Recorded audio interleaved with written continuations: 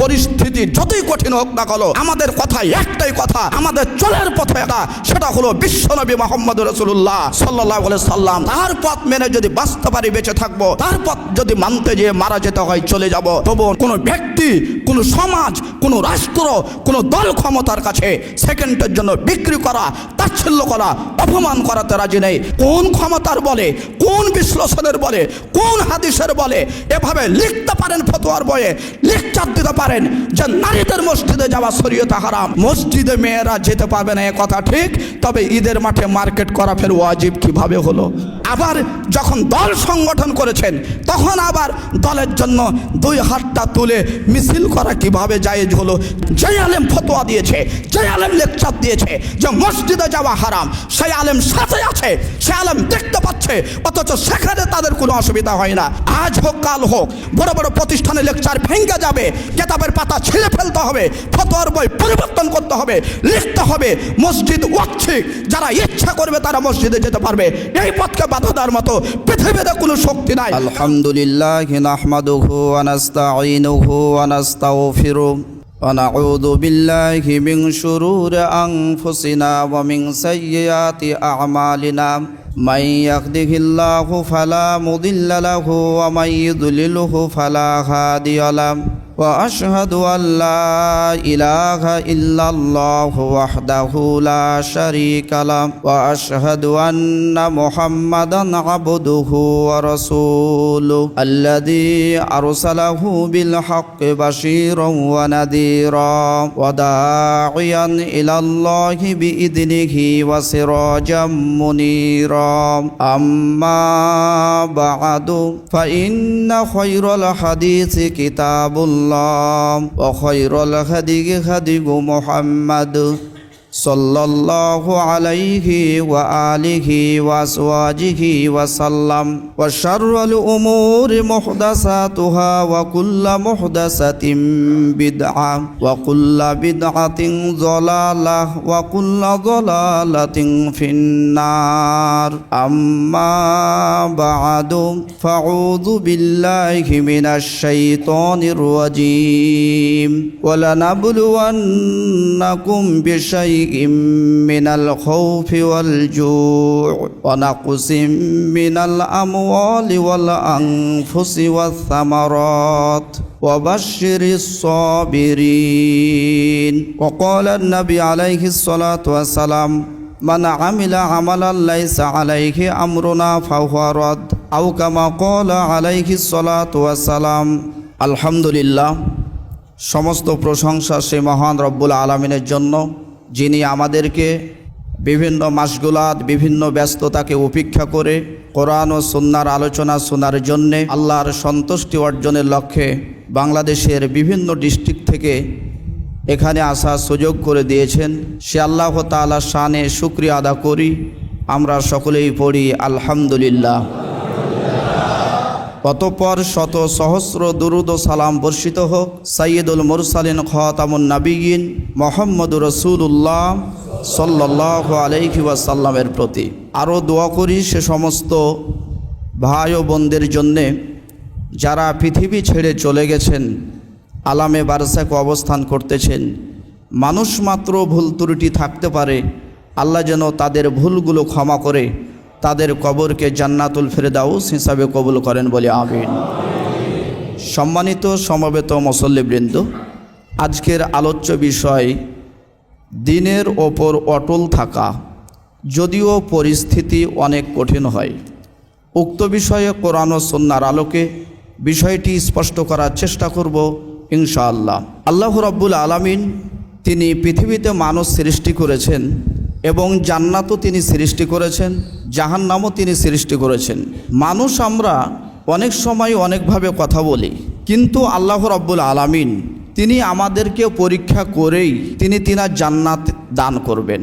পরীক্ষা একাধিক বিষয়েও হতে পারে। কোরআনে সরাসরি যে বিষয়গুলি উল্লেখ হয়েছে সেগুলি আমি আপনাদের নিকটে উপস্থাপন করার চেষ্টা করব। অনেক সময় দেখা যায় একজন একটা বিষয় মুখে বলে, কিন্তু বাস্তবে সে সময় কাজ করার সময় হলে তাকে বোঝা যায় যে তার মুখ এবং অন্তর ঠিক আছে কিনা। এই জন্য পরীক্ষা ছাড়া এটা সম্ভব নয়। আল্লাহ রাব্বুল আলামিন তাই সূরা মুহাম্মাদের মধ্যে বলছেন যে ওয়ালা নাবলু আন্নাকুম, অবশ্যই আমি তোমাদেরকে পরীক্ষা করব তোমাদের মধ্যে জানার জন্য যে তোমাদের মধ্যে মুজাহিদ কারা, ওয়াসসাবিরিন এবং ধৈর্যশীল কারা, এবং তোমাদের বৃত্তান্ত, খবর, সংবাদ এগুলি জানার জন্য আমি তোমাদেরকে মাঝে মাঝে পরীক্ষা করব, যাতে করে তিনার কাছে স্পষ্ট হয় যে সবাই মুখে মুখে বলে যে আমরা দিনের সৈনিক, দিনের পথে আছি, সালাত সিয়াম ঠিকভাবে আদা করি, কিন্তু আমি পরীক্ষার সময় দেখব যে কয়জন টিকে। এবং মুমিন মুত্তাকির যে একটা বৈশিষ্ট্য হওয়া উচিত ধৈর্যশীল হওয়া, তো ধৈর্য কতটুকু নিতে পারে কষ্টের সময়, এটাও আমি দেখার জন্য তোমাদেরকে পরীক্ষা করব। এবং তোমাদের সংবাদ, তোমাদের তথ্য সবগুলি একেবারে পূর্ণাঙ্গ আমি জানার জন্য তোমাদেরকে পরীক্ষা করব। আল্লাহ রাব্বুল আলামিন তাই অন্য সূরা বাকারায় তিনি উল্লেখ করছেন ওয়ালা নাবলু আন্নাকুম বিশাইইম মিনাল খাউফি ওয়াল জু', অবশ্যই আমি তোমাদেরকে পরীক্ষা করব কিছু ভয় দিয়ে। এমনভাবে দিনের ওপর টিকে থাকার ইচ্ছা ছিল, ডানে বামে যখন কোনো আতঙ্ক এসেছে, ভয় এসেছে, তখন আপনি দিন থেকে ছিটকে পড়লেন, অথচ সে সময় উচিত ছিল সেই দিনের ওপর টিকে থাকা। যারা দক্ষিণ এলাকার মানুষ, কুষ্টিয়া, মেহেরপুর, ঝিনাইদহ, সাতক্ষীরা, বরিশাল, এই ব্যক্তিরা তারা দিনের উপর টিকে থাকা তাদের জন্য বড়ই কঠিন। যারা সেই এলাকার ব্যক্তিবর্গ আছে তারা সঠিকভাবে আল্লাহকে সিজদা করবে, সঠিক নিয়মে নবীকে মানবে, এ পথ তাদের জন্য বহু কঠিন। যদি মানুষ জানতে পারে, এলাকার মানুষ যদি জানতে পারে, তাহলে তাদেরকে এলাকা ছাড়তে হবে, বাড়ি ছাড়তে হবে, মারপিট হতে হবে। আল্লাহ তাআলা বলছেন ওই কঠিন পরিস্থিতিতেও আমি তোমাদেরকে পরীক্ষা করতে চাই। যতই ভয় হোক না কেন, যতই তোমাকে ভয় দেখাক না কেন, তোমাকে দিনের ওপর অটল অবিচল থাকতে হবে। তাই আল্লাহ বলছেন আমি তোমাদেরকে পরীক্ষা করব কিছু ভয় দিয়ে। ওয়ালা নাবলু আন্নাকুম বিশাইইম মিনাল খাউফি ওয়াল জু', এবং আমি তোমাদেরকে ক্ষুধা দিয়ে পরীক্ষা করব। ক্ষুধা, খাবার নেই, এই পরিস্থিতি দিয়ে তোমাদেরকে আমি পরীক্ষা করব। নদীর পাশে বাড়ি ছিল, পদ্মা, যমুনা, মেঘনা নদীর পাশে বাড়ি ছিল, তখন আপনি খুব সঠিকভাবে দিনের পথ মেনেছিলেন। দেখা গেছে পদ্মায় জমি নেমে গেছে, এবার আপনি ভিক্ষুকের মতো হয়ে গেছেন। এবার আপনি আল্লাহর প্রতি বিশ্বাস কেমন রাখেন, এখন তো কষ্টের মধ্যে আছেন। এই সময় এই বিষয়গুলি দিয়ে আমি আল্লাহ তোমাদেরকে পরীক্ষা করব। যখন টাকা পয়সা ভালো ছিল, তখন মসজিদ, মাদ্রাসা সহ বিভিন্ন জায়গায় দান করতেন, ভালো থাকতেন। এখন টাকা পয়সা নাই, তো ডানে বামে শুনছেন অমুক ধর্ম গ্রহণ করলে অনেক টাকা পাওয়া যায়, ওই ধর্মে থাকলে অনেক টাকা পাওয়া যায়, ওই কাজে থাকলে অনেক টাকা পাওয়া যায়। তখন বলছেন ইসলামের ওপর থেকে টাকা পয়সা হারিয়ে গেল, কি প্রয়োজন আছে এত কষ্ট করার, টাকা তো নয়, আমি ওই পথে চলে যাই। আরেকজন ডান বাম থেকে বলল আরে তোর কোরআন হাদিস মেনে তোর লাভ আছে, কত তুই কষ্টের ওপর থাকবি, চলাই আমার দলে, এই দলে চলে আসো, আমি তোমাকে টাকা দেবো। আপনি চলে গেলেন ওই ইসলাম ছেড়ে, দিন ছেড়ে আপনি সেখানে চলে গেলেন। আল্লাহ বলছেন যে আমি তোমাদেরকে ক্ষুধা দিয়ে পরীক্ষা করব। তাই তো দেখা যায় নবী এবং সাহাবীদের মধ্যে দিনকে দিন পার হয়ে গেছে, পেটে খাবার নাই, তারপরও তারা দিন থেকে এক সেকেন্ডের জন্য টাকামুখী হয়ে কোনো কাফের, কোনো বেদিন, কোনো অমুসলিমের তারা মুখাপেক্ষি হননি। যখন দেখেছে খাবার নাই, যখন দেখেছে টাকা পয়সা নাই, সব কিছু নাই, তখন তারা একজনের মুখাপেক্ষি হয়েছেন যিনি আছেন সপ্ত আকাশের ওপরে। আমি আপনাদের আজকে খুতবা থেকে, বিভিন্ন জায়গা থেকে আপনারা এসেছেন, যতই কষ্ট হোক না কেন তওবা করে উঠে যাবেন এই মসজিদ থেকে। মুখ দিয়েছেন আল্লাহ, সৃষ্টি করেছেন তিনি, তার দয়াময়া বাপ মার থেকে অনেক বেশি। জিন্দগিতে আমি হারাম টাকা, অনৈতিক টাকা, অসঙ্গতিপূর্ণ টাকা, কোনো সুদের টাকা, কোনো ঘুষের টাকা আমার জীবন বাঁচার জন্য আমি সেগুলো বাড়িতে আনবো না। যদি টাকা থাকে সুন্দরভাবে খাবো, 7 দিনে একদিন গোস্ত, একদিন মাছ খাই। দেখা যাচ্ছে টাকা কম হয়েছে, গোস্ত রুটিন বাতিল করে দেবো, মাছ দিয়ে খাবো। দেখা যাচ্ছে মাছের রুটিন হচ্ছে না, শাক সবজি খাবো, তাও হচ্ছে না, লবণ ভাত দিয়ে খাবো। তারপরও আল্লাহ মুসলমানকে, বাংলাদেশের মুসলমানকে খাবার দাবারের অনেক সুখ তিনি দান করেছেন। সম্মানিত সমবেত মুসল্লিবৃন্দ, যারা খুতবা শুনছেন, যারা মসজিদে এসেছেন, আমার থেকে অনেক বড় বড় জ্ঞানী ব্যক্তিবর্গ বসে আছেন। অবশ্যই আজকের খতিব হিসাবে আপনাদেরকে বলতে চাই, আল্লাহ বলছেন যে আমি তোমাদেরকে ক্ষুধা দিয়ে পরীক্ষা করব। যখন ক্ষুধা পাবো, সঠিকভাবে থাকবো, আল্লাহর প্রতি যেন ধৈর্য থাকে, তবু যেন আমরা হারামের দিকে কেউ পা না দিই। সম্মানিত সমবেত মুসল্লিবৃন্দ, আল্লাহ রাব্বুল আলামিন তিনি তারপরে বলছেন ওয়াল জু ওয়া নাকসিম মিনাল আমওয়াল, এবং আমি তোমাদের সম্পদের কিছু ক্ষতি দিয়ে তোমাদেরকে পরীক্ষা করব। সম্পদের ক্ষতি, সম্পদ ছিল, সম্পদ হারিয়ে গেছে। এক সময় স্বাভাবিকভাবে 15 বছর 20 বছরের ব্যবধানে দেখবেন যে যারা ধনী ছিল তারা গরিব হয়ে গেছে, যারা গরিব ছিল তারা ধনী হয়ে গেছে। এটা 20 থেকে 25 বছরের ব্যবধানে হবে। যেই লোকটাকে আপনি গ্রামে খুব দেখতে পারেন না, তার কথা হিসাব করেন না, তার ছেলে মেয়ে পড়াশোনা করে এখন ভালো ইনকাম করে, যারা দেখতে পারতো না তারা এখন নিঃস্ব হয়ে গেছে, তারা এখন ভালো পর্যায়ে আছে। এই জন্য কাউকে অহংকার করতে নেই। সম্মানিত উপস্থিতি, আল্লাহ তাআলা বলছেন আমি তোমাদেরকে সম্পদের কিছু ক্ষতি দিয়ে আমি তোমাদেরকে পরীক্ষা করব। যারা আমরা এসেছি মসজিদে মুমিন মুত্তাকি, সম্পদ হবে, ঠিক আছে, হবে আলহামদুলিল্লাহ। সম্পদ কোনো জায়গায় নষ্ট হয়ে গেল, 1 সেকেন্ডের জন্য চিন্তার কারণ নাই। মনে রাখতে হবে এটা আমার পরীক্ষাগারে, পরীক্ষার একটা অংশ। সম্পদ কোনো সময় হারিয়ে যাবে, এ কথাই স্বাভাবিক। কোনো সময় বাড়ি ভেঙে যাবে, এ কথাই স্বাভাবিক। কিন্তু ওই সময় আমি যেন সম্পদ ভেঙে যাওয়ার কারণে, বাড়ি ভেঙে যাওয়ার কারণে, সম্পদ নষ্ট হয়ে যাওয়ার কারণে আমি যেন দিন থেকে ভেঙে না পড়ে, আমি দিনের ওপর অটল অবিচল থাকি। যখন আমার 10 বিঘা জমি ছিল, যখন একটা 6তলা বিল্ডিং ছিল শহরে, তখন যেভাবে 5 ওয়াক্ত সালাত পড়েছি, আল্লাহর প্রতি বিশ্বাস অটুট অক্ষুণ্ণ ছিল। ঠিক যখন আমি নিঃস্ব হয়ে গেছি, সম্পদ হারিয়ে গেছে, সে সময় যেন আল্লাহর প্রতি আমি অটল অক্ষুণ্ণ বিশ্বাস রাখতে পারি। আল্লাহ বলছেন আমি কয়েকটার মধ্যে একটা সম্পদে তোমাদের ক্ষতি দিয়েও আমি তোমাদেরকে পরীক্ষা করব। সম্পদ নেই, টাকা হারিয়ে গেছে, 10,000 দিয়ে ব্যবসা হতো, টাকা হারিয়ে গেছে, এবার রিক্সা চালাতে লাগেন, ভ্যান চালাতে লাগেন, রিক্সা ভ্যান চালিয়ে আবার টাকা জমা করেন, তারপরে আবার 10,000 জমা করে আবার ব্যবসায় যান।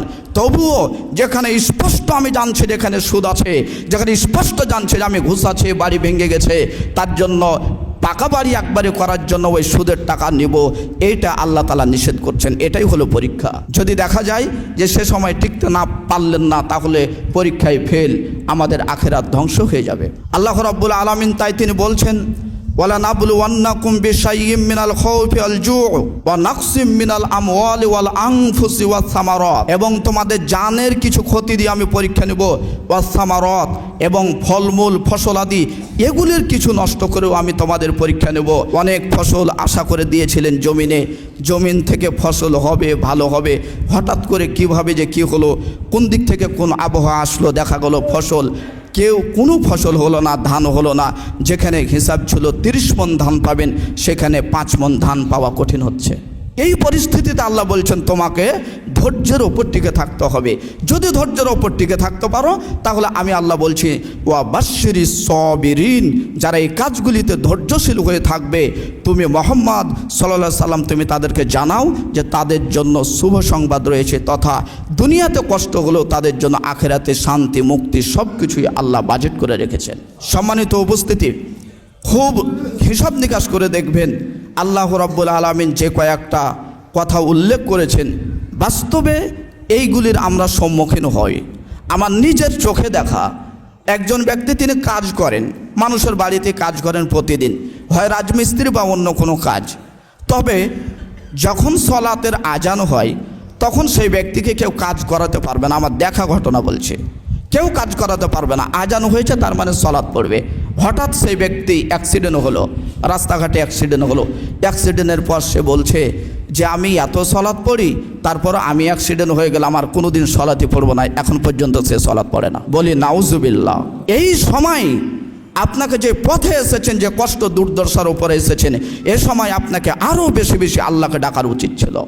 আপনার চলাফেরা যদি এমন হয় যে জান্নাতকে, উদাহরণস্বরূপ যদি মনে বলেন যে আমরা আমচত্বর যাব, এটাকে ইন্ডিকেট করে যদি এই জামিয়া থেকে বের হন, তাহলে যে যে রাস্তা দিয়ে যান না কেন, ওখানে যেই একসঙ্গে হবেন। তো যখন আপনি হিসাব করবেন আমি জান্নাতে যাব, জান্নাতকে সামনে রেখে, জান্নাতকে নির্দিষ্ট করে আপনার চলাফেরা হবে, তখন আপনার কথা, আপনার বাচনভঙ্গি, আপনার খাওয়া দাওয়া, আপনার বাড়িঘর একটা নিয়মে থাকবে। আর যখন আপনার হবে সলাৎ হচ্ছে পড়ছি, ইচ্ছা হলে পড়ছি, ইচ্ছা হলে ছেড়ে দিচ্ছি, জান্নাত পেলে পাবো, না পেলে না পাবো, তখন চলাফেরা আলাদা হবে। এখনও সমাজে এমন ব্যক্তি বিদ্যমান আছেন যিনার খাবার কম হতে পারে, টাকা কম হতে পারে, পদবি কম হতে পারে, মানুষ তাকে মূল্যায়ন কম করতে পারে, তবে সে আল্লাহকে অটুট অক্ষুণ্ণ বিশ্বাস রেখে পৃথিবীতে চলাফেরা করছে। দোয়া করি আল্লাহ রাব্বুল আলামিন আমাদের সকলকে এরকম পরিস্থিতি, কঠিন পরিস্থিতিতেও যেন দিনের ওপর টিকে থাকার তৌফিক দান করেন। সকলে পড়ি আল্লাহুম্মা আমিন। আমরা হাদিস থেকে উল্লেখ করব যে অতীতে যারা ছিলেন তাদের কষ্ট কেমন ছিল দিনের ওপর টিকে থাকার জন্য। আজকে বাংলাদেশের পরিস্থিতিতে অনেক জানাশোনা মানুষ, অনেক আমলদার মানুষ, যখনই কোনো দিক থেকে এক একটা ধাক্কা আসে তখন দেখা গেছে দিন থেকে অন্যদিকে চলে গেছে।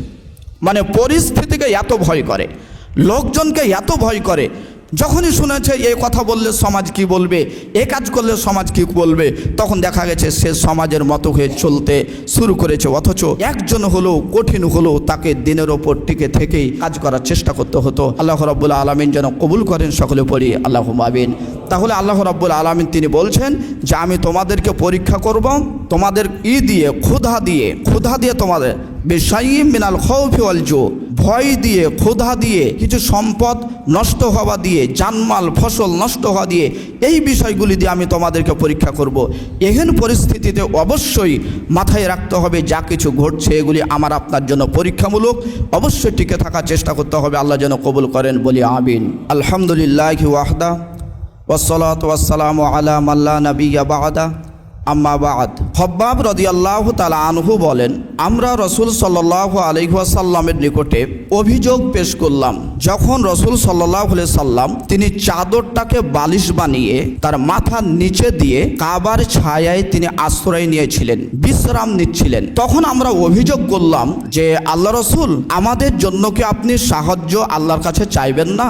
আপনি কি আমাদের জন্য আল্লাহর নিকটে দোয়া করবেন না? কেন পরিস্থিতি এত কঠিন? এত কঠিন পরিস্থিতিতে ইমানের উপর কিভাবে টিকে থাকবো? আপনি একটু সাহায্য দোয়া করলেই তো সব কিছু হয়। আপনি কি আমাদের জন্য একটু সাহায্য চাইবেন না? আপনি কি আল্লাহর নিকটে দোয়া করবেন না? যখন এই কথা বলেছেন তখন আল্লাহ রাসূল তিনি উঠে বসে তিনি বলছেন, শোনো, তোমাদের পূর্বে এমন ব্যক্তিবর্গ ছিলেন যারা দিনের ওপর টিকে ছিলেন এই অবস্থায় যে সে সময়কার ব্যক্তিবর্গ তাদের জন্য তারা দিনের ওপর টিকে ছিল, এই জন্য দিন কেন ছাড়ছে না, দিনকে কেন ভুলে না, দিনের ওপর যেন না টিকে থাকে, এই জন্য তাদের জন্য মাটিতে গর্ত খনন করা হতো। হাদিস সহিহ বুখারীর হাদিস।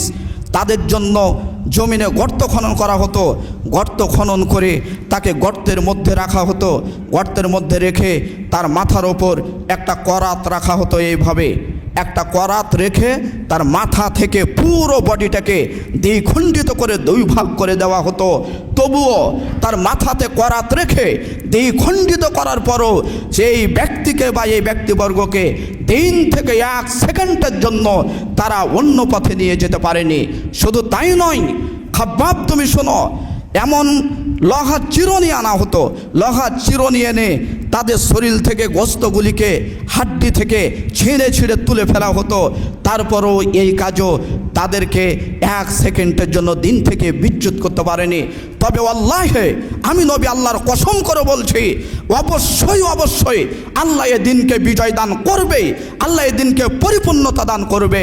তখন দেখা যাবে সানা থেকে হাজরামাউত পর্যন্ত উষ্টরাখিরা ব্যক্তিবর্গরা চলাফেরা করবে, তবে তাদের কোনোই ভয় থাকবে না। তবে তোমরা খুব তাড়াতাড়ি করছো, খুব তাড়াতাড়ি আশা আকাঙ্ক্ষা করছো।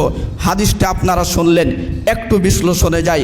হাদিস তো বুখারীর হাদিস। খাব্বাব রাদিয়াল্লাহু তাআলা আনহু আল্লাহ রাসূলের কাছে দোয়া চাইলেন, সাহায্য চাইলেন যে আপনি আল্লাহর এবং আল্লাহর কাছে আমাদের জন্য দোয়া করুন, সাহায্য করুন। আল্লাহ রাসূল তিনি বুঝিয়ে বললেন যে এই যে কষ্ট হচ্ছে তোমাদের দিনের ওপর থাকা, এটা শুধু আমার উম্মতের জন্য খাস নয়, যারা অতীতে ছিলেন তাদের জন্য এরকম শাস্তি এসেছিল।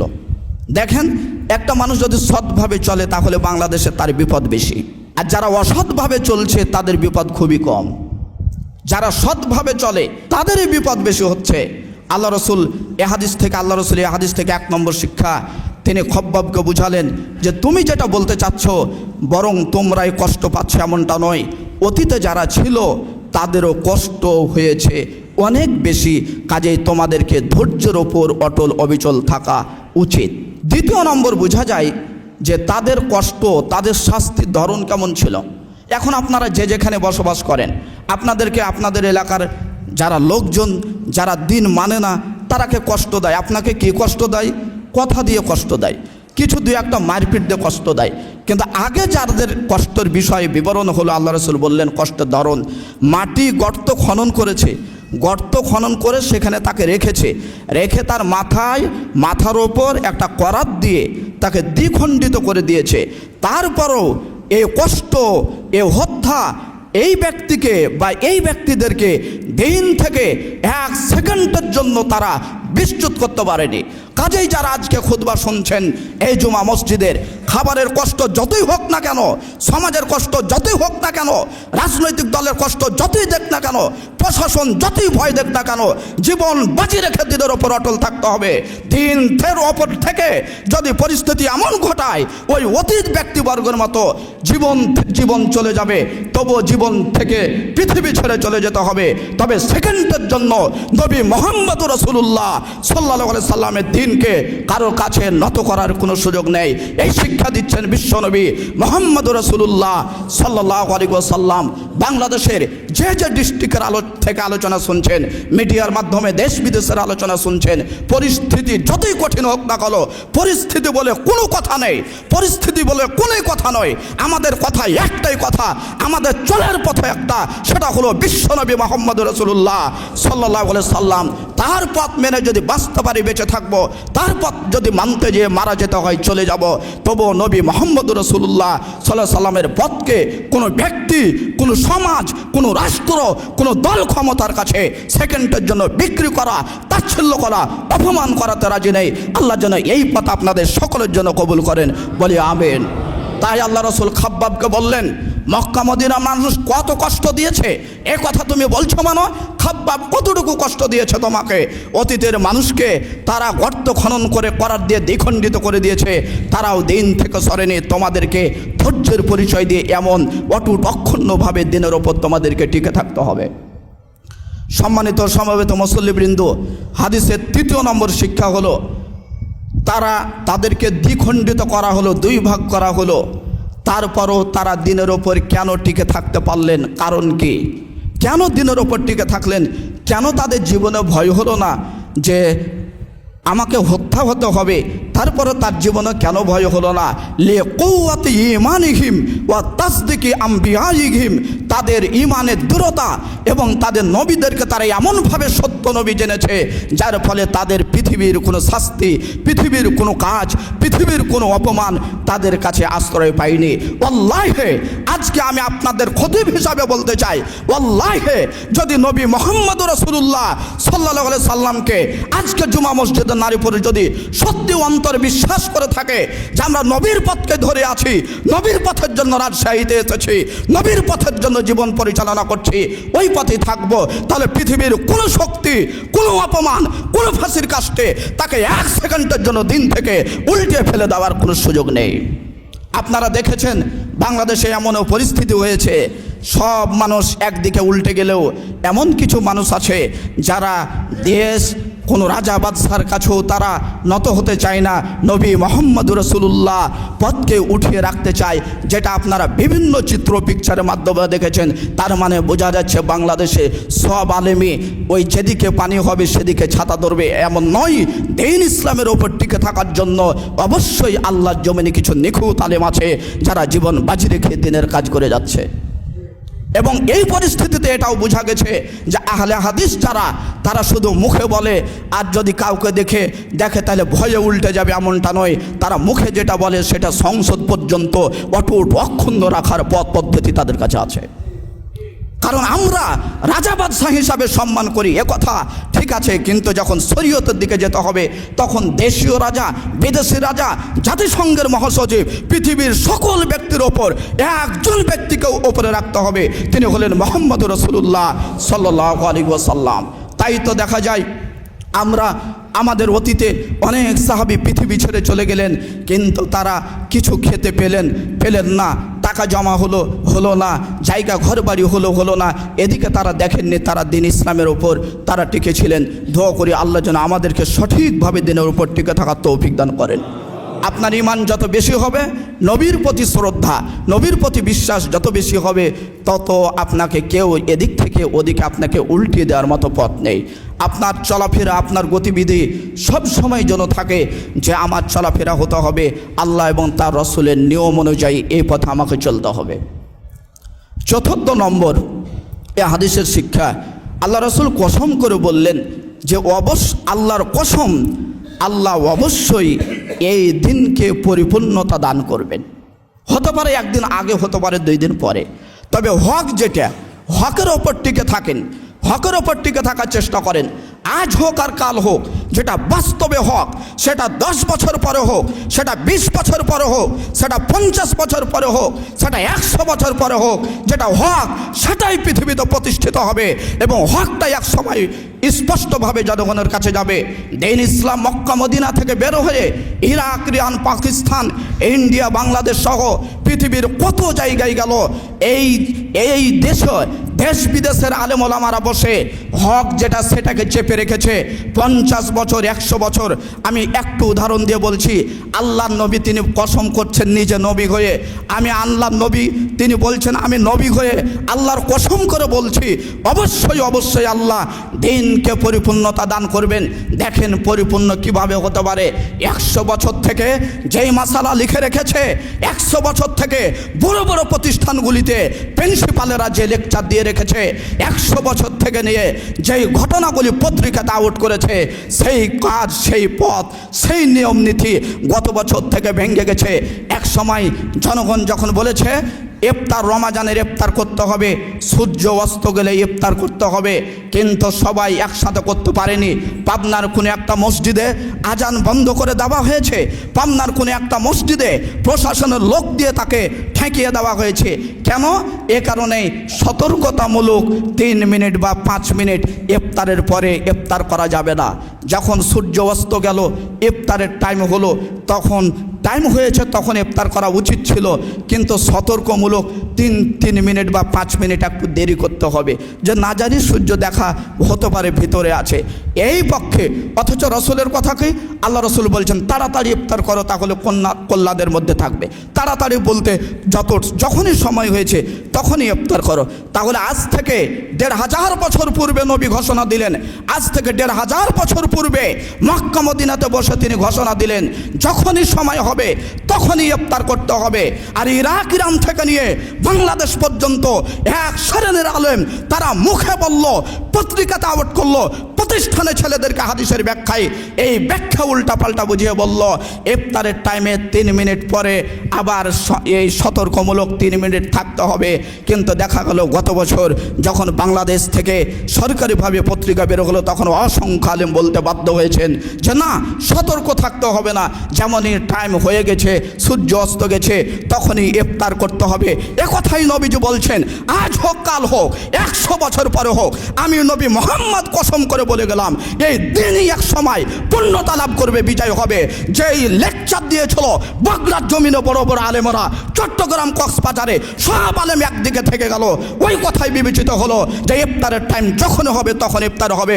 সতর্কমূলক 5 মিনিট নয়, 3 মিনিট নয়, 2 মিনিট নয়, সতর্ক বাক্যই বলা ওখানে হারাম। কারণ নবী মোহাম্মদ রাসূলুল্লাহ সাল্লাল্লাহু আলাইহি সাল্লাম তিনি সতর্কতামূলক 1 সেকেন্ডও বলে যাননি। তিনার ভাষা হলো যেমন ইফতার সময় হবে তেমন ইফতার করতে হবে। এ কথাটাই আল্লাহ রসুল বলছেন। একটু দেরি হলেও যেটা হক সেটাই প্রতিষ্ঠিত হবে, সেটাই আল্লাহ বিজয় দান করবেন।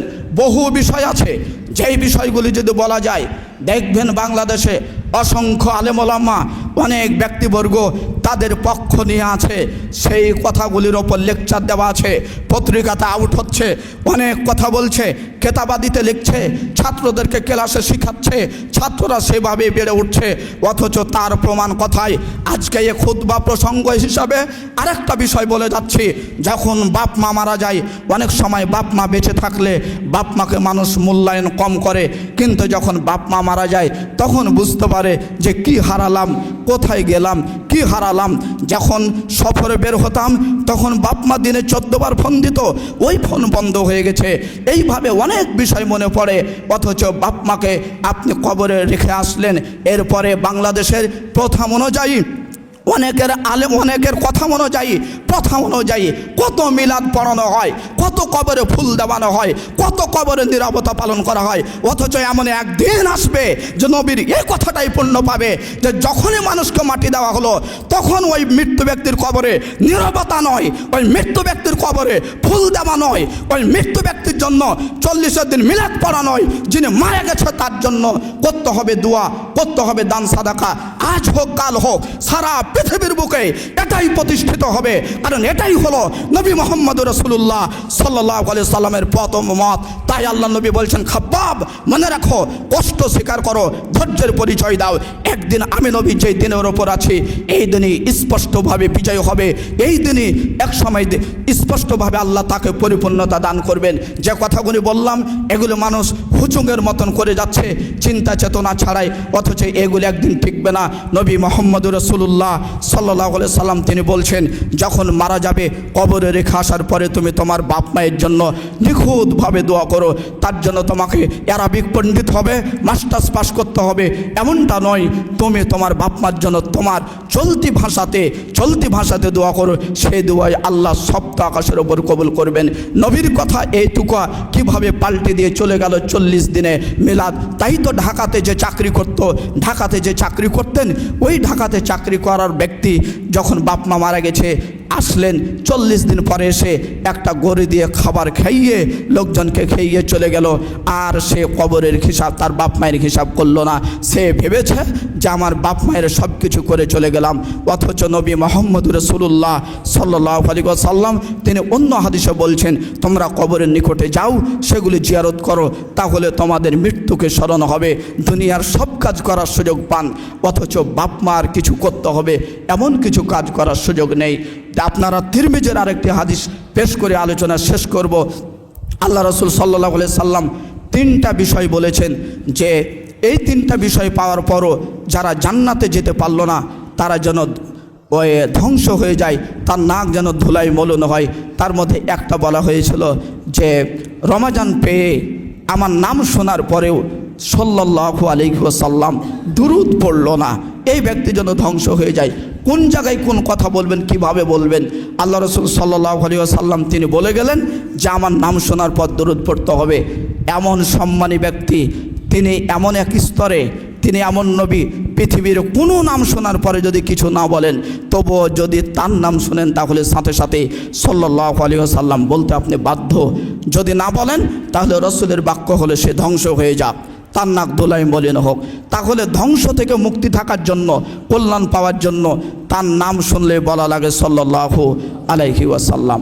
অথচ আজকে বাংলাদেশের জন্য খোঁজ খবর নেন তাহলে দেখবেন ওনার নামে যে দুরূদ পড়বেন এই দুরূদটাকে উলট পালট করে 100 রকম করে রেখেছে, 100 রকম করে রেখেছে। এই খুতবা, এই মসজিদের খুতবা সবাইকে কিয়ামতে উঠতে হবে। এই খুতবাই হলো মুসলমানের জন্য পরিবর্তনের খুতবা।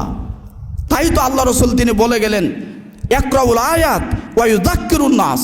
তিনি কোরআন এবং হাদিস পড়তেন।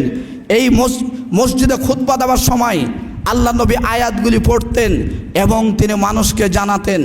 বড় বড় মসজিদে যে খোঁজ নিয়ে দেখেন পুরো মসজিদে খুতবা চলছে, অথচ খুতবা লেখকের জীবনী দিয়ে শেষ হলো, মানুষের জীবনে দিয়ে শেষ হলো। অথচ আল্লাহ নবীর খুতবা ছিল আয়াত পড়তেন আর মানুষকে তিনি নসিহত করতেন। কত খুতবা পার হয়ে যাচ্ছে। আপনি স্বাভাবিক যে কোনো মাহফিলে যাবেন, সেই মাহফিলের কথা মনে থাকতেও পারে নাও থাকতে পারে। সেই মাহফিলে বিভিন্ন আইটেম, বিভিন্ন ডিজাইন, বিভিন্ন প্রসেস থাকতে পারে, কিন্তু খুতবার বিষয়ে একটাই থাকে, সেখানে অন্য কোনো কথা না বলে সরাসরি কোরআন হাদিসের কথা বলতে হয়। কিন্তু এই জায়গাটাও আজকে এলোমেলো অবস্থা হয়ে গেছে। সম্মানিত উপস্থিতি, 2 নম্বরে তিনি বলেছিলেন রমাজান পেল তারপরে তার জীবনের গুনাহ মাফ করতে পারল না, তার জন্য সে হতভাগা। 3 নম্বরে তিনি বলেছেন যে তার পিতামাতাকে পেল, পিতামাতাকে পেয়ে তার পিতামাতা তাকে জান্নাতে প্রবেশ করাতে পারল না, তার মতো আর কেউ হতভাগা নাই। তার মানে জান্নাত পাওয়ার জন্য, জান্নাত চাওয়ার জন্য এখানে ওখানে কেন যাওয়া লাগবে? এত জান্নাতের গ্যারেন্টি তো আপনার বাড়িতে আছে।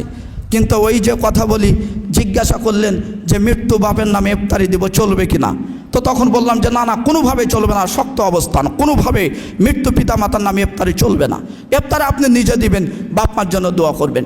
তো যখন আবার বলা হয় বাপ মাকে কবরের শাস্তি থেকে রক্ষা করা যদি এতই আপনার আনন্দ হয় বা অন্তর থেকে হয়, তাহলে যে 10,000 টাকা খরচ করছেন ইফতারি দিয়ে, 10,000ও লাগবে না, 2,000 টাকা মসজিদ মাদ্রাসায় দান করে দেন। এই দান আপনার আব্বা আম্মার নেকি পাবে, গুনাহ মাফ হবে, জান্নাত গ্যারেন্টি হবে। তখন আপনি বলছেন এটা করলেও হয়, তবে কেমন কেমন লাগছে। কেন 2,000 3,000 মসজিদে দিয়েছেন, কেউ তো আবার জানতে পারেনি, কিন্তু ইফতারি যখন দিবেন তখন তো আবার লোকজন সবাই জানতে পারবে। তাই তো বাংলাদেশের কিছু মানুষের ঢং করে জান্নাত খোঁজার জন্য দেশ বিদেশে বিভিন্ন জায়গায় যায়, বিভিন্ন জায়গায় টাকা দান করে, বিভিন্ন জায়গায় ইফতারি কিনে, কিন্তু বাড়িতে যে তার বাপ মা জান্নাতের গ্যারেন্টি। হাদিসটা তিরমিজির হাসান সনদের হাদিস, যদি খুলেন তাহলে দেখবেন হাদিসটার বাক্য এভাবে, তার পিতামাতাকে পেল, তারপর তার পিতামাতা তাকে জান্নাতে প্রবেশ করতে পারল না। তার মানে পিতামাতাই এখানে ফাইল মূল, তার পিতামাতার খেদমত তাকে জান্নাতে নিয়ে যেতে পারলো না, এর মাতার হতভাগা নাই। ঢাকাতে থাকেন, বাড়িতে এসে ইফতারের দাওয়াত দেন এলাকার মানুষকে, অথচ বাপের কাপড় ছিঁড়া হিসাবে ভুল হয়েছে। বাপ মার বাড়িতে খাবারের গ্যারান্টি নাই, অথচ কত দান সাদাকা করে যাচ্ছেন, জান্নাত পাবেন আপনি, এই গ্যারান্টি। এই ফতোয়া আমি গোলাম রব্বানী জানি না, কারণ স্পষ্ট হাদিসের মধ্যে এসেছে তোমার পিতামাতার সন্তুষ্টিতে তোমার জান্নাত, অথবা তাদের অসন্তুষ্টিতে তোমার জাহান্নাম।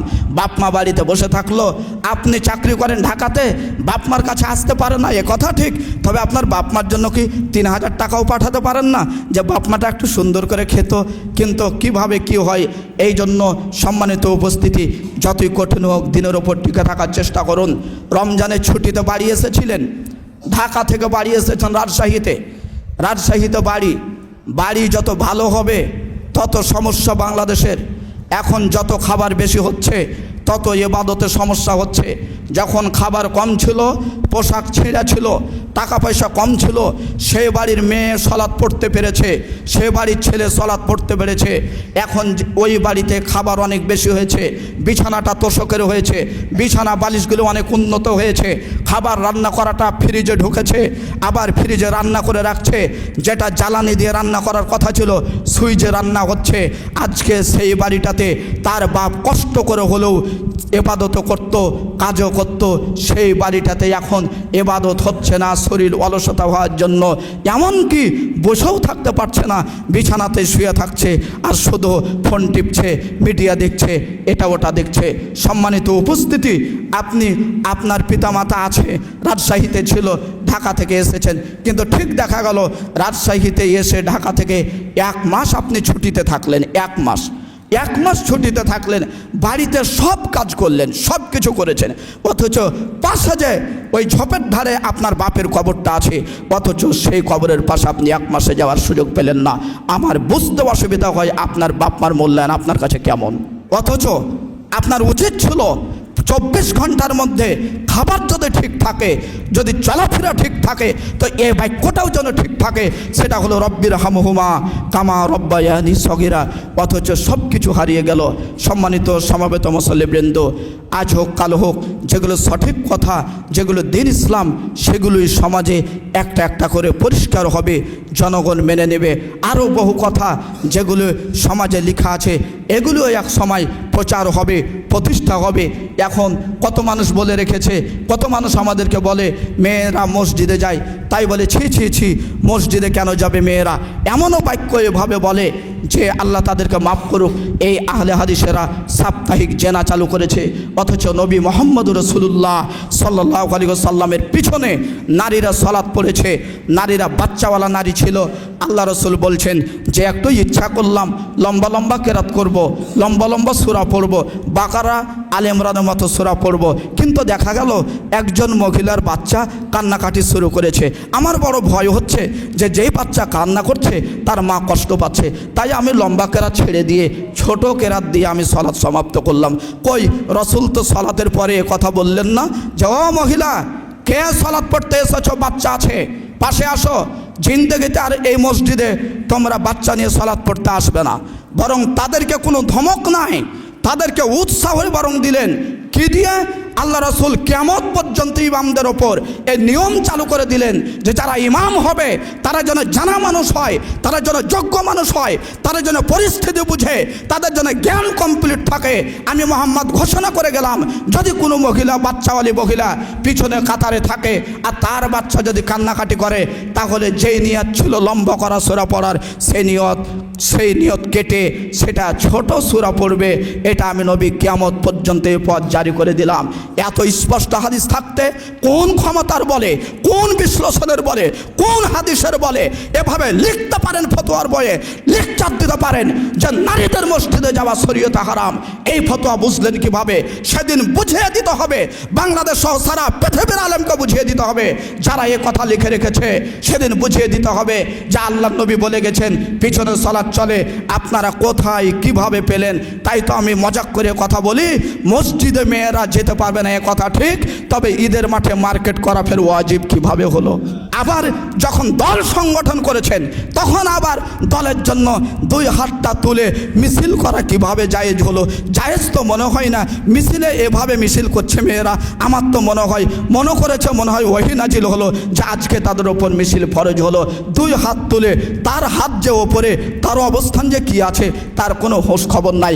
যে আলেম ফতোয়া দিয়েছে, যে আলেম লেকচার দিয়েছে যে মসজিদে যাওয়া হারাম, সেই আলেম সাথে আছে, সে আলেম দেখতে পাচ্ছে, অথচ সেখানে তাদের কোনো অসুবিধা হয় না। কিন্তু তারা লিখলো, বলল যে মসজিদে তারা যেতে পারবে না। আজ হোক কাল হোক, আর যত দিন যাবে তত গবেষণা বাড়বে, এক সময় স্পষ্ট হবে নবী মুহাম্মদ রাসূলুল্লাহ সাল্লাল্লাহু আলাইহি সাল্লাম লেকচার ভেঙে যাবে, বড় বড় প্রতিষ্ঠানে লেকচার ভেঙে যাবে, কেতাবের পাতা ছিঁড়ে ফেলতে হবে, ফতোয়ার বই পরিবর্তন করতে হবে, লিখতে হবে মসজিদ ঐচ্ছিক, যারা ইচ্ছা করবে তারা মসজিদে যেতে পারবে। এই পথকে বাধা দেওয়ার মতো পৃথিবীতে কোনো শক্তি নাই, কারণ ঘোষণা দিয়েছেন বিশ্বনবী মুহাম্মদ রাসূলুল্লাহ সাল্লাল্লাহু আলাইহি সাল্লাম। আমার দৃঢ় বিশ্বাস বর্তমান পরিস্থিতি যেভাবে চলছে, কৃষকের ছেলে মাদ্রাসায় পড়ে, কৃষকের ছেলে কোরআন হাদিস পড়ে, রিক্সা চালক পড়ে, ভ্যান চালক পড়ে, ওসির ছেলে পড়ে, ডিসির ছেলে পড়ে, এমপির ছেলে পড়ে, মন্ত্রীর ছেলে পড়ে, এমনভাবে দেশ এগিয়ে যাচ্ছে।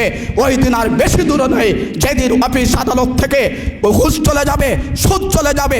কেউ যদি আল্লাহর বিপক্ষে শিরকের বিষয়ে একটা কেউ কথা বলে, তখনই সেখানে প্রতিবাদ হয়ে এক আল্লাহর কালেমা পতাকা উড্ডীন হবেই হবে ইনশাআল্লাহ বাংলাদেশে। তাই তো আজকে দেখা যায় যে বাংলাদেশ সবাই জেনেছে, এমপি জেনেছে, মন্ত্রী জানাচ্ছে, ওসি জেনেছে, বাংলাদেশের সব সদস্যরা জেনেছে, সরকারি বেসরকারি, যে নিজের ব্যক্তিগত শিরক করা আলাদা বিষয়। জাতীয় সঙ্গীতে এটা শিরক আছে, এটা রিক্সা চালক শুনেছে, ভ্যান চালক শুনেছে, আলেম জানছে, ব্যবসায়িক জানছে, প্রশাসন জানছে, সংসদ ভবন জানছে, অথচ ওই জাতীয় সঙ্গীত কেন বন্ধ করা হচ্ছে না? অথচ সবাই জানলো যে এই জাতীয় সঙ্গীত পড়লে শিরক হবে, আল্লাহকে দুইজন মানা হয়, আল্লাহকে তিনজন মানা হয়, অথচ সেটা যারা পাওয়ারে আছে তারা সেটা বন্ধ করছে না। অদূর ভবিষ্যতে আসবে সেদিন এই জাতীয় সঙ্গীত এমনভাবে মাটির নিচে চলে যাবে যেদিন তার অস্তিত্ব পাওয়া যাবে না। তাই বুখারীর হাদিসে নবীজি সত্য ঘোষণা করে কসম করে বলছেন, নবী আপনার মতো নয়, নবী আমার মতো নয়। টাকা যেদিকে, পয়সা যেদিকে, পানি যেদিকে সেদিকে ঘুরে যাবে, দল যেদিকে সেদিকে ঘুরে যাবে। এই কথাতে তিনি বিশ্বাসী নয়, বরং নবী বিশ্বাসী। এ কথায় ধৈর্যের উপর টিকে থাকবো, একদিন আমার দিন প্রতিষ্ঠিত হবে। তাই তিনি কসম করে বললেন, ওয়াল্লাহি আল্লাহর কসম, এই দিনই একদিন প্রতিষ্ঠিত হবে। আমি আপনাদেরকে সাথে নিয়ে আল্লাহর কাছে দোয়া করি, আল্লাহ তুমি কোরআন সুন্নাহর নিখুঁত যেটা দিন সেটা তুমি মানুষকে বুঝার তৌফিক দান করো, এবং সেই দিনের ওপর আজকের মুসল্লি নারী পুরুষ সহ দেশ বিদেশ থেকে যারা আলোচনা শুনছেন, খুতবা শুনছেন, সকলকে এই দিনের ওপর টিকে থাকার তৌফিক দান করুন। সকলে পড়ি আল্লাহুম্মা আমিন। আপনারা যারা বাংলাদেশের বিভিন্ন প্রান্ত থেকে এসেছেন, আল্লাহ যেন আপনাদের আসা যাওয়াকে কবুল করেন, আল্লাহ যেন আপনাদের আসা যাওয়া জান্নাতে যাওয়ার ওয়াসিলা হিসাবে কবুল করেন। আপনাদের ছেলে মেয়ে যে যেখানে পড়াশোনা করছে, আল্লাহ যেন তাদেরকে সুন্দর সুশিক্ষা নেওয়ার সুযোগ করে দিন। জামিয়া সালাফিয়া সহ বাংলাদেশের যত প্রতিষ্ঠান আছে, যে যেখানে পড়াশোনা করছে, আল্লাহ যেন সুন্দর শিক্ষা নেওয়ার সুযোগ করে দেন। যারা শিক্ষক হিসাবে আছেন, জেনারেল, আরবিক যেই বিভাগে হোক, আল্লাহ যেন সুন্দর সুশিক্ষা দিয়ে তাদেরকে সম্মানী মানুষ হিসাবে বেঁচে থাকার তৌফিক দান করেন। যারা প্রশাসন সহ বিভিন্ন দায়িত্ব পালন করেন, আল্লাহ যেন আপনাদের সকলকে সুন্দরভাবে ইমানের ওপর টিকে থেকে আপনার দায়িত্ব সম্পাদন করার তৌফিক দান করেন। আকাশ এবং জমিন থেকে যতগুলি বালা মুসিবত নাজিল হয়, সব ধরনের বালা মুসিবত থেকে আল্লাহ যেন আমাদের সকলকে হেফাজত করেন। আপনারা একটা উদ্দেশ্য করে বাংলাদেশের বিভিন্ন জায়গা থেকে এসেছেন, আল্লাহ যেন, আবারও বলি, আল্লাহ যেন আপনাদের মনের আশা পূর্ণ করে দেন। এবং খুতবাতে আমি এটাই বোঝানোর চেষ্টা করেছি, পরিস্থিতি যতই কঠিন হোক, যে যেখানে থাকেন আল্লাহ নবীর পথের ওপর টিকে থাকার জন্য আহ্বান জানাচ্ছি। পৃথিবীতে আপনার বাপ মা ছেলে সহ পৃথিবীতে কেউ আপন নেই, সময় সাপেক্ষে সবাই চলে যাবে, আপনাকে একাই এসেছেন, একাই যেতে হবে। কাজেই কে কী করলো সেটা দেখার বিষয় নয়। আর একটু কথা আপনাদেরকে স্পষ্ট করি, আপনি ছেলে, বাপ ধর্ম মানে না, কষ্ট নিতে হবে না। পৃথিবীতে নজির আছে, ছেলে মেনেছে, বাপ মানেনি। ইব্রাহিম আলাইহিস সালাম, তিনি দিনের ওপর টিকে ছিলেন, কিন্তু বাপ আজও তাকে গ্রহণ করেনি, বরং তাকে হত্যা করতে চেয়েছিল। আপনি বাপ, ছেলে ইসলাম মানে না, তাকে দাওয়াত দেন, তাকে পথে আনেন, কিন্তু যদি নাই মানে তাহলে আপনি অতটুকু যেন না, আপনি নিজে টিকে থাকেন। পৃথিবীতে এরকম নজির আছে, বাপ ইসলাম মেনেছে, ছেলে ইসলাম মানেনি, এরকম নজির আছে। যেমন নূহ আলাইহিস সালাতু ওয়াস সালাম, নূহ তিনি ইসলামের ওপর টিকে ছিলেন, তার ছেলে তাকে মানেনি, যার নাম ছিল সম্ভবত কেনান, এইভাবে তাকে মানেনি। আপনি স্বামী, আপনার স্ত্রীর দিন মানে না, তাই আপনি স্ত্রীকে অত সহজে তালাকের সুযোগ দিবেন না, তালাক দিবেন না। বুঝাতে থাকুন, আপনার স্ত্রী এক সময় আশা করি বুঝবে, সব সময় বুঝাতে থাকুন। এমনও পৃথিবীতে নজির আছে, স্বামী দিনের ওপর ছিল, স্ত্রীর দিন মানেনি, যেমন ছিলেন লূত আলাইহিস সালাতু ওয়াস সালাম। এমনও আছে স্ত্রী দিনের ওপর ছিলেন, স্বামী দিন মানেনি, এমনও নিজের আছে, যেমন ছিলেন আসিয়া, তিনি দিনের ওপর ছিলেন, কিন্তু ফেরাউন সেই দিন মানেনি।